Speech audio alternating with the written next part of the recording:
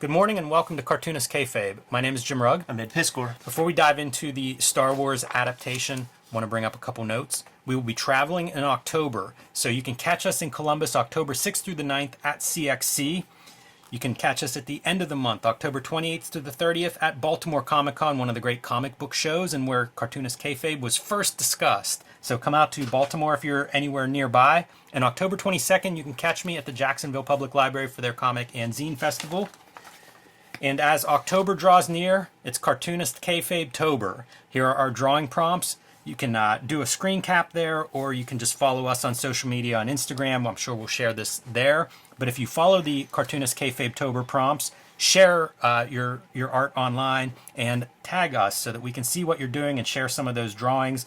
You can hashtag us on Instagram. You can add us on Twitter. And I look forward to seeing some of, we know there's a very talented audience out there in Kayfabe land, so I am eager to see them tackle some of those prompts. But we have been talking a lot of Howard Chaykin on this channel as of late, and this is one of his big early projects that, man, a lot of eyeballs saw Howard Chaykin on this book. Yeah, he removes himself so much from this, because imagine, like, we know what he became, and this is a more unrefined version, and he admits that, and is, I'm not going to put words in his mouth, but I'm sure he wishes there would 5 million eyeballs on American Flag or Hey Kids Comics than this work here. It's almost, in a certain way, if you allow it to be, it could be your nightmare. Sure. Where it's a super early raw, like if my Beats book was the most popular thing and I had to like deal with that all the time, that would hurt my feelings. and that's how this stuff is for him. The amount of copies of this that not only were sold specifically, from Marvel, like on the newsstand and in this way, it's been packaged with toys. This thing has been reprinted in the millions, surely. Yeah, I think that's a very safe bet. I don't know if this is his cover. Do you know who did the cover of this? No, I don't. Yeah, I'm not sure about that, but it feels so iconic to me. Absolutely. And it's, you talk about it being packaged with toys, it feels like that. It just Sure. feels like this is the merchandising of Star Wars. We have both our copies here, and I just wanted to point out something that I didn't notice, Ed, until you said it before we started recording. Whitman as being a publisher or cover logo on some of these. I think that had to do with distro. I think Whitman went into maybe toy stores and something of that sort. Yeah. Because Whitman coming out of like Western, I believe, Western Publishing. Yeah, like Gold Key or whatever. Yeah. And they would have their shit on DC also, but I think it was like on toyetic comics, stuff that would show up in those toy stores and be like extra licensed. Right. So Shogun Warriors would have a Whitman on it, like that type of thing, man. I have World's Finest comics with the Whitman logo, and I think that's Cadence. Marvel, publisher. Yeah, right. Yeah. Gotcha. All right. It's funny to me too that we have like Star Wars, clearly a kids property or whatever, and we have Leia's leg. Like, let's do a little bit of sex appeal. Give it a little bit. Both of these are pretty janked. Yes, and it makes me think about like when we were kids, going to the newsstand to pick up your fresh stuff. The comics that were just torn to shreds every time you go into 7-Eleven were the Ninja Turtles Adventures Archie comics. That's because right. It looked like this stuff. So like you could just tell that some kid fucking read this, and I think my kid's name is maybe even in... Yeah, Jay Myers? Yeah, young Jay Myers. That's amazing. Was enjoying this and, like, put his shit in there. Twice. In regular block letters, but then learned cursive in second grade. So was like, you know what? I'm sophisticated now. That's so funny. Man, wonder if there are Kayfaber out there.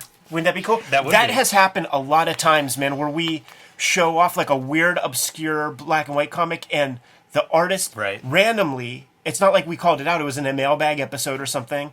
Gets in touch, appreciates the eyeballs, sends us the rest of the run. Yes. Yeah, you're right. It has happened a few times, more than once. Yeah. For sure. This is broken down into 3 chapters, and I note that because our artists are Howard Chaykin and Steve Lealoha. Yeah. And you can see a difference after the first chapter. Mm-hmm. And I assume that's whenever Lealoha comes on board as like a finisher type. And we are... This is Cartoonist Kayfabe. Your Kayfabe. covers. Rick Hoberg and Dave Cockrum on the covers. They do a pretty fresh back joint, too. Yeah, and I like that. I think that's a really good cover on the front. So props to them. So, a bunch of letterers on the mix, man. You see Jim Novak, Tom Warzakowski, Marie Severin, probably the colorist. They don't spell that out, and I'm glad that you point out this list because that has to be the colorist and the letters. Yeah, totally. And like looking at this, probably Jim Novak on lettering. You will be able to tell the Tom Warzakowski lettering as soon as you get there. Yes. And I was thinking that Archie Goodwin may have been the guy behind it because he does a lot of adaptations. One of your pages is ripped out. Oh man, that is sad. It's ripped out too. You see it. You see the rips on your thing. Yeah, just that first page. Yeah. Wow. Huh. Well, we'll start with yours then and then move on. But I see like Archie Goodwin's done a lot of adaptations. That's why I was thinking of him. This is actually Roy Thomas credited as your scripter and editor. Yeah. Which is interesting because, he's taken the words from the movie pretty much and then just truncating them when necessary. And this is like that's your bleed text? The title lettering, I think. See, the cool thing... There's some differences here in this comic, especially at the beginning. Yeah, for sure. Different than the movie. Yeah, for sure. That's the thing, man. Like in movies, you shoot a lot and then you edit. And one of the cool things about this is the Star Wars special editions that came out where like they had like all this old footage and then they put CG shit in there. Like the original Jabba scene is in here, and with that Harrison Ford filmed with like a human guy standing in for Jabba. You know what I mean? And then in the special editions, like they added the Jabba and he stands on Jabba's tail, all that shit. That's in here. So like Chaykin had to design his own Jabba the Hutt, and you'll see it, and it's not, it's not what it became. There's scenes with Luke and Dark's Big Lighter that are in like the original script, and they're in here, but didn't make it to the movie. Got edited out. Look at how like chunky the way this thing is inked. Like the stars and everything. Oh yeah. This is a quickly done comic. That's exactly right. And you do see, I think, a lot of classic illustration stuff. You see a lot of Toth. You do. Like this is really like spot your blacks, get the the kind of the important essence down. Yes. And that's it. It's not labored over. It doesn't look like we're tracing film stills or anything of that sort. It's just turned around. And maybe that's just the first chapter, and that's why the look changes a little bit as it goes on. But it's some of the stuff that I think is really cool. I do think this is traced. I think like you trace where applicable, and Howard Chaykin like spares, like he said like on our shoot interview, he traced department stores. Like that's a very acceptable thing in illustration. And I'm going to tell you this, if I ever get commissioned to do a fucking Star Wars comic and Darth Vader's all in it, I'm going to have a morgue file of every view of that fucking helmet, and I'm tracing that shit off. Because I tried a million times to draw this thing, and the symmetry, if you don't get it right, it is very apparent. This is I love this sequence. It's so like long shot, close up, diving into your scooter off center because of the weight and everything hopping in. Really effective. Great color in this thing, probably by Marie Severin. Yes. And it would be moments like this, dude, where you're getting a bunch of poppy colors. Yeah, and part of whenever we say great color on, at least for this page, Vader's the only guy that's that color. Yeah. And it pops against pinks and oranges and yellows behind him, and that's what you want, as opposed to like make it all dark and he fades into the background. Princess Leia being shot. I don't remember that in the movie. Yeah, she gets hit with that pillow paralyzed gimmick. It's very, it looks more severe here. But, she gets tased out. What about this Biggs character? That's what I'm saying. He shows up, he's like a Luke Skywalker gets reacquainted with him later when they do the final Death Star run. But you could tell there's history because he recognized, Biggs! Yeah. So this is one of those things that is in the script. I doubt that they shot any of that because it would have probably been in the special editions. But this was built into the first script and it was edited out. So this is an existing character, but this scene is not in the movie. This panel to me is very Tothian in that we've got the whole panel going on. We've got words and everything. But the focal points, like there are focal points within, and part of that is achieved through your coloring. By making that foreground all green. That red. Yeah, it's much higher contrast with different colors. Fully saturated, like your eyes go in there. It is funny that like Luke and Biggs, they're supposed to be like peers and stuff. At least this Luke looks a little young, but there are times when he's like total like Clark Kent. Dude, the inking stuff, it's almost Harvey Kurtzman in places where it is just really almost scribble lines. Yeah. It's drawn in there so quickly. And I don't feel like it suffers for that, but I do wonder if that's a side effect of maybe printing it larger. You know, if this was... This may be about how big it was drawn originally. I bet Chaykin was so divorced from this because the idea of like movie adaptation was probably as low rung as drawing a toy adaptation comic. And imagine how tough that's got to be. Because, like, not only are you doing something you have no connection with that has no cultural relevance, but on this page you got to draw this guy. On this page you got to draw these fucking robots. That's a lot of extra work to just try to, like, come up with some shorthand to figure out what these fucking things are. And now you got to do that. And there's something new. There's new concepts on every page.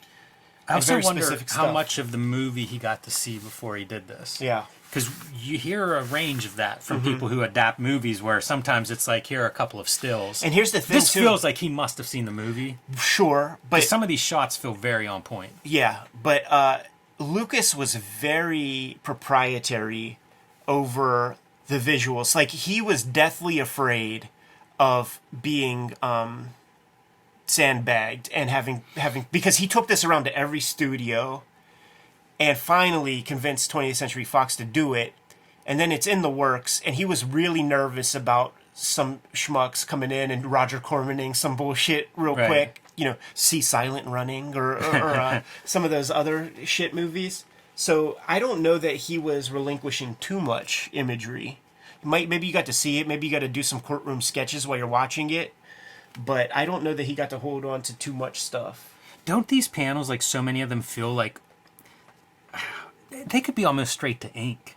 Yeah. Some of the line work. Yeah, absolutely, man. It, like, and you get slow, tiny glimpses of what Chaykin becomes. Like, in that thick, like, little line, like those kinetic lines, you almost see a little Reuben flag in the eyes. Because that's the thing. Chaykin develops same face syndrome. Reuben flag is Power and Glory, is the Blackhawks, whatever. You slowly can see Chaykin in there, but it would be hard to guess that this was Chaykin. The other reason I say, like, Kurtzman, I feel like you've got a thin line, some kind of pen or marker or something, and then you've got a really thick line. Sure. And it's, presumably a brush maybe or a heavy marker, but it's almost like one or the other. Like, this stuff is either detail work or I'm going in and spotting some blacks on here. Man, and some of the vehicles, like, I love this Jawa vehicle. We see it a few times. I think it always looks really cool. Even like the little snippets of it. Even just the dumb like lines that you put on the side to make it look like tech and metal and everything. I think all that stuff works for me. I mean, they give it a badass face. It looks like a 2000 AD sci-fi Judge Dredd vehicle, Killdozer. Yeah, man. Even when you get like the close up of like the tread looks nasty. These wide panels too really read well. They're so thin, and yet it allows you to get multiple figures in and almost multiple scenes on the same panel. Look at that hand. Quick. That's the cartoon hand. You know, like if you see a comic strip, that's kind of how they draw those. It is. And the lettering, very nice lettering effects. Yeah. Still on that Jim Novak lettering. Like, the Orzechowski is so clear once you get there. See, this is old man Luke Skywalker. Luke Clark Kent. Yeah, there's a few images of him that really have that age to them. Like trying to mark his hair. Yeah. It's so bizarre, that hairstyle. And this really looks like Uncle Owen, so... Yeah, it's a good likeness. Speaks to, having access to stuff. I love the teeth. Like the way he does the mouth and really makes it round like a face. That's a good skill. Sure. It's a mark of a good drawer. Even like those kind of things for your background shadows, I think, are pretty interesting choices. Sky is just heavy black lines fading out. Yeah. Love that magenta. Love this.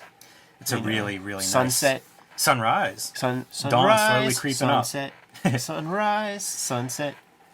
Those lines right out of a Harvey Kurtzman. You're right. Like I can pull out his that big covers. monograph of his, and you can see those lines. Yeah, the frontline comic covers and stuff. But even the marks in the hair. Exactly. Like, the you just thicks. don't see very much stuff like that. Yeah, those thicks, man. So I really dig this kind of mark making and approach. You can see the pen line almost drug across the page and bleeding in places.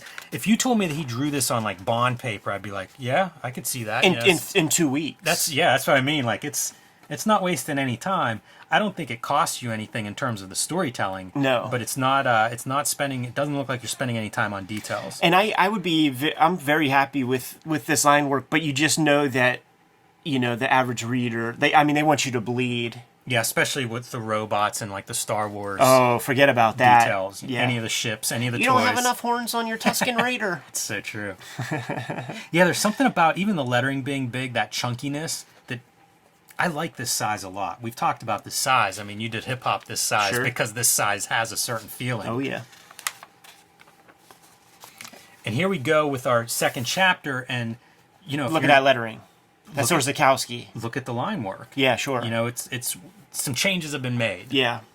Maybe he turns in chapter 1 and they're like, all right, we're gonna do this next chapter a little differently. Yeah. Again, the likeness is quite good. It's Alec Guinness if I've ever seen him. Yep. It sells. Even Hamill's likeness looks like we're getting a little closer, maybe. A little bit more modeled. I remember, man, somebody getting dinner, and this one blonde dude was there. He had a kind of feathered hair, and somebody said he looked like the Marvel Comics version of Luke Skywalker. And I knew what he meant. What a specific reference. We were dying, man. Not a bad Peter Cushing. Really nice coloring. You're gonna pop a panel there. Well done. Even on that face, some interesting coloring. Yeah, man, you don't see comic coloring like that very often. Pink, white, and yellow. Damn near that Alex Ross we looked at. That new Fantastic Four joint. It really is. And it's funny because those are your ingredients to make flesh. Right. They're just kind of stripped and moved away from each other. What does Dan Clowes say in his Apple commercial? There is no blue. Getting more detail in the color, too, as we see this vehicle now. The tank treads are a different color. Everything was just brown. I think they got 2 extra weeks to make an issue, man. Yeah, somebody must have stood up and said, you got to give us more time, George. Yeah. Give us more something. Continuing on to some scenes that look very familiar from our movie, right? Yeah, Mos Eisley Cantina, man. Wretches hive of scum and villainy. It's fun to read these, especially like the iconic stuff, like you don't need to see his identification. Yeah, that's sick, dude. It's kind of neat to see it as just through a different light for people at home who maybe haven't tracked these comics down. If there's anybody that's a Star Wars fan that hasn't read them, here comes some fun. Sick fucking nerdy cartoonist kayfabe shit, man. Okay, the Mos Eisley Cantina, dude. Okay. The bartender in those Fairburn system drawing reference books. The legit actor who played that dude is one of the faces in there. There's like 2 recognizable things like off the bat when you fuck with those books. Shouts to Kagan McLeod. Let me go through those things. One is the Frank Miller shit from Elektra Lives Again. And the other is like, okay, that is the fucking Mos Eisley Cantina dude is like literally in the drawing reference books that every artist from this era had, uses, and continues to use. Like Chaykin says he still uses that shit. I wonder if he even knows or knew. Yeah, that's funny. That guy was in the books that he had sitting right there. That really is some inside shit. If ever you get a likeness correct, like that's the one that has to be correct, man. Because you could just totally, you see that face lit a billion different ways at every single angle. Like that's the guy. That's hilarious. That has to be correct. The Chewie is a real Marvel Comics looking villain. Like a I was gonna say comic book Bigfoot. It just doesn't look like proportion wise. It looks pretty good here. Yeah, but some of this is a little bit out. And there. a lot of it is just like a big teddy bear. Harrison Ford looks right. Pretty good. In this comic, Harrison shoots first, not Greedo. There's some controversy about that. That would be in the special edition. See, there's the Mos Eisley guy again. You got to get him right. Hey, check this out. Doing a little bit of a different font for Greedo here. Yeah, that's something that's feels a little ahead of time. 1977 to do a separate font treatment for certain characters. Yeah, it's smart too because it would have been an alien language with subtitles. So like, how do you do that? Here's the Greedo scene that got cut out in the special edition. So this, I mean, not the Jabba scene. So this is Chaykin's Jabba the Hutt. How about that? And you see him see, I'll pay you, Jabba, not because you threatened me. So this is, it's this like little crusty old man. Yeah. That's a stand-in in that shit, and then they computer graphics fake Jabba on top of him. Super, but that's very classic. super different. Yeah. Yeah, it's neat to see that. And I think those are the two sequences that are different. Yeah, like all of this stuff to me feels really strong in terms of tying into the film and really looking good.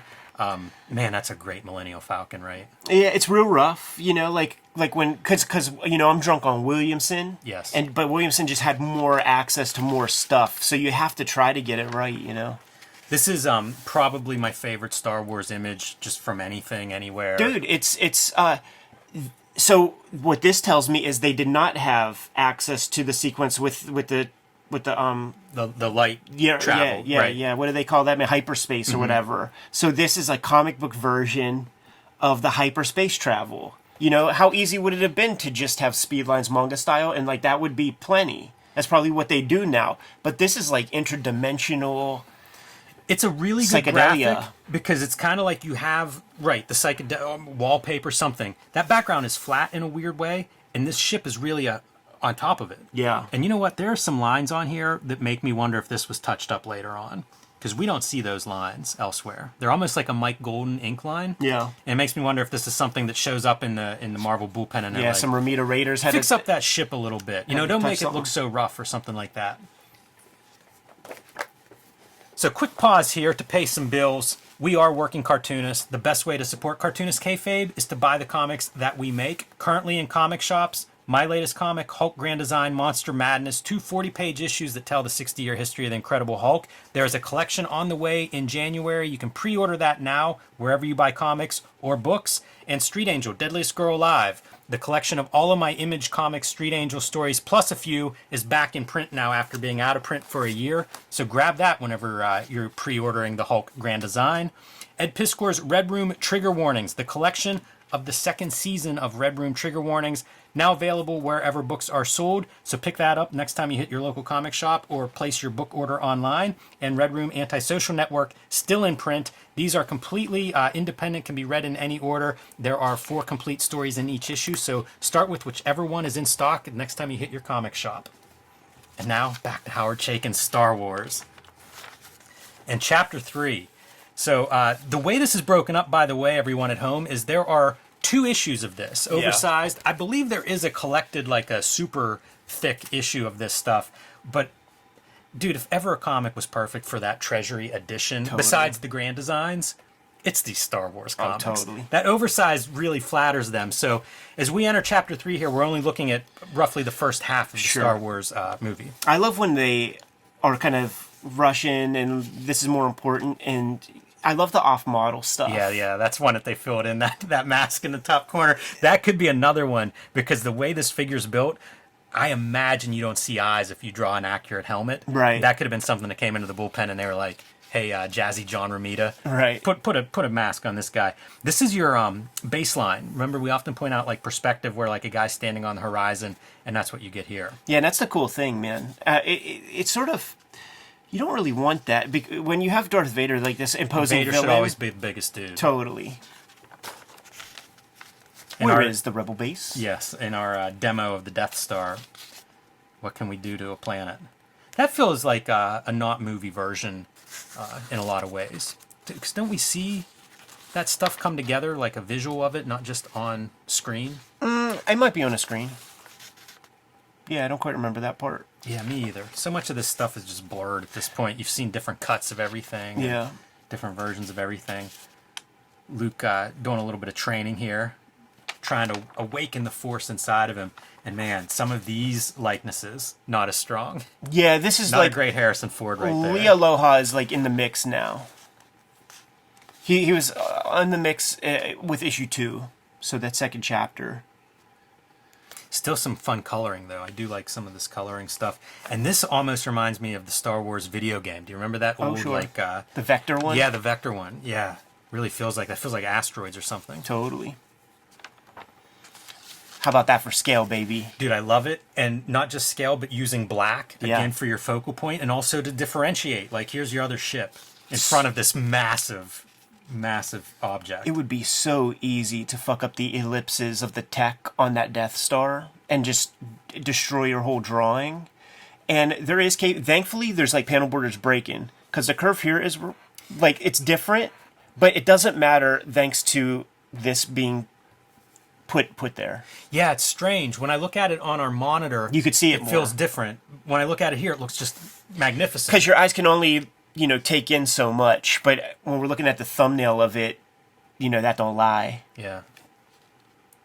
And look, A little bit of censor. You're crazy.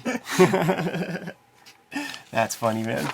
I love it because little kids read the shit out of this. yeah, this was not a collector's items for a lot of people that grabbed it. I've never This was just their favorite comic of all time. I've never seen a good quality they're all well read and as comics should be. Yeah, it's one of the elements I really like about it. That's I like that Chewy. Yeah, it's just an abominable snowman. Yeah, you could go right from this Bigfoot. the $6 million Man Bigfoot episode Totally. adaptation. Shouts to Andre. and fit perfectly.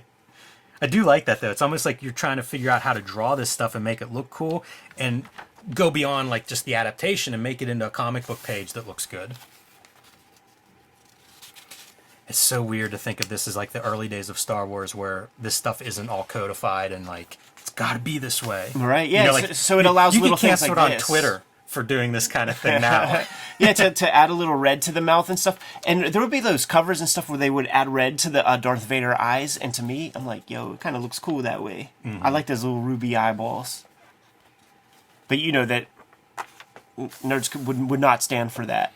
You know what's crazy is I feel like that's a pretty good likeness, but as you look at it, the drawing's all talk about wonky. Like it's super wonky, but how are you capturing or communicating some likeness here? Yeah. Because I think it's the eye. The one single eye. What's real scary is this is the start of another eye. That's what I'm saying. So let's put some paper over that. Yeah, this is not going to add up. If you saw what was on either side of that crop, it's not going to be happy.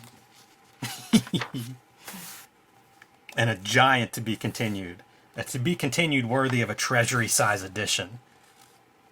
That's fun too, because that is a version of the cover. Yeah. You know what I mean? Like it's spinning off of that poster for sure, but you're getting like a version of this. Yeah. It's the same composition and just tweaked a little bit here and there. Fun way to end an issue. Sure. So of course you add your plug the ongoing series too. Did you have this ad in yours? Because I wonder if this is maybe a later printing since this is a Whitman. Yeah, let's take a look. I think I have it. Here. I'm sure they knew Test that they had their series planned and maybe even underway at this point. Did they serialize the story in the first couple issues? Yeah. So it's cut up. So the first 3 issues is here. The second 3 issues in the second, and then they kept the story going. I was gonna say, I wonder if they start with the comic book series and then you get your treasury. Yeah, that's exactly what it is. Absolutely. Yeah, this is an afterthought. Gotcha. It was an afterthought that I bet was very profitable. A couple bites of that apple and it's $1, dude. What were the comics at that point? This is 20 the thing, cents? though, and especially if you're selling these in toy stores and places like that, like this oversized treasury edition's built for that. It's a novelty. And you know where it would be if you close your eyes and have total recall of KB toy stores and stuff. There was these it would not even get like above like your parents' waist shelf space, and it would be the coloring books and the weird shit that would be a lower half thing, easily grabbable by a 2-year-old, and like the weird books and shit would be there. The coloring books, the fucking Clifford the Red Dog and Curious George shit. It would be such a small piece where like your moms would like maybe pull you to that section and hope that you want to read something or like fuck with a book, but you're trying to go to the G.I. Joes, and you know that's where those shits would be. It's before our time, before my time. Thinking about that Chaykin interview now, and like in the beginning they're complaining about some of the books that he was doing and how like the overbearing editors were so bad on some of them. It could have been this. I was thinking it was like Stars My Destination or something like that, but he's doing a lot of 70s sci-fi in that late 70s time frame. Right. So it does make me wonder, is this the one that he had maybe overbearing editors, maybe overbearing studio? That's it. Like I'm sure everything's fine at Marvel, but when you do a licensed thing, now you have 2 motherfuckers you got to answer to, and that is no fun. No. Not at all, man. So, Kayfabers, get this video to 20K so that we can do the back half of this first one and give us a chance to revisit the second treasury, man. Let's get that Death Star run in there. And all of that. Yes. Good to go? Reading this does make me want to go through the next one, so definitely. Good to go, Jimmy? I am. Kayfabers, like, follow, subscribe to the YouTube channel, hit the bell. We'll notify you when new vids are available. What do you have out there, man? Hulk Grand Design, Monster Madness in comic shops now, 40 pages each, so oversized issues telling the 60-year history of the Incredible Hulk. Pick that up wherever you get comic books, and pre-order the collection, which will be out in January, and an oversized Treasury edition like this Star Wars, same size as your Star Wars Special Edition.